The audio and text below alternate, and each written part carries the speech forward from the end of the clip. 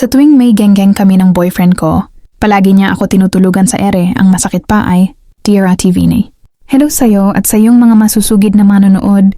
Meron lang akong gustong mai-confess sa'yo Ate Vine at sana mapakinggan niyo ang hinanaing ko hanggang dulo. Itago niyo na lang ako sa pangalang Grace, 28 years old na sa ngayon. Ang confession ko ay about sa amin ng boyfriend ko. This year lang ako nagkaroon ng unang boyfriend. Siya naman, hindi na, may mga naging relasyon na raw siya dati. Kaya siguro nung una, kampante ako. Iniisip ko mas may alam siya kaysa sa akin, mas may experience siya, at mas maiintindihan niya kung sakaling may mga bagay akong hindi pa alam. Sa totoo lang, magaling siya magsalita kapag tungkol sa ang usapan. Kapag chat, kapag tawag, o kahit magkatabi kami, ang dali niyang magkwento, magpayo, at magpakita na parang alam na alam niya ang lahat. Dun pa lang, nahihiya na ako kasi ako, NBSB. Walang kaalam-alam. Pero sinasabi ko sa sarili ko, okay lang yan, matututunan ko rin. Hanggang sa dumating na yung mga pagkakataon na may nangyayari na talaga sa amin, sa simula siya palagi ang nag-i-initiate. Siya ang nagyayaya, siya ang nagsiset ng mood. Pero tuwing nagsisimula pa lang kami, ilang minuto pa lang, bigla na lang siyang tatahimik.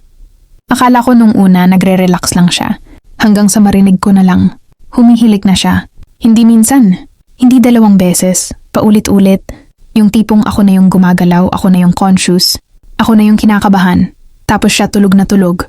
Naiiwan akong gising, naguguluhan, at paulit-ulit na tinatanong ang sarili ko, ano bang mali? Tinanong ko siya, diretsahan, may problema ba sa akin? May kulang ba? May ginagawa ba akong mali? Pero wala akong makuhang malinaw na sagot. Tahimik lang siya, o kaya tatawa, sasabihing okay lang, pagod lang daw.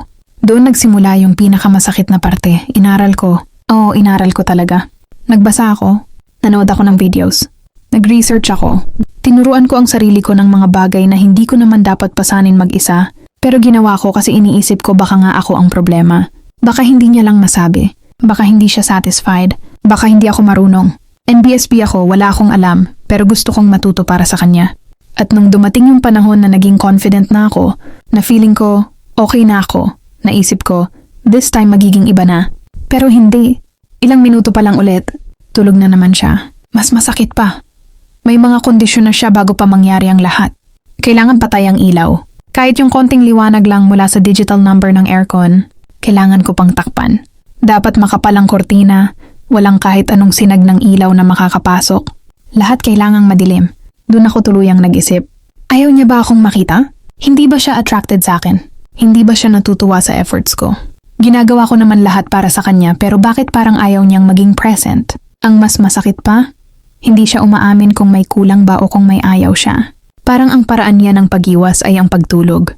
Para bang sa bawat hilik niya, mas lalong lumalalim ang insecurities ko. Hindi ko alam kung normal ba to. Hindi ko alam kung ako ba ang may problema. Hindi ko alam kung dapat ko bang ipagpilitan ang sarili ko sa isang taong parang ayaw naman akong harapin kahit sa dilim. Ang alam ko lang, sa tuwing may nangyayari sa amin, ako ang gising at siya ang tulog.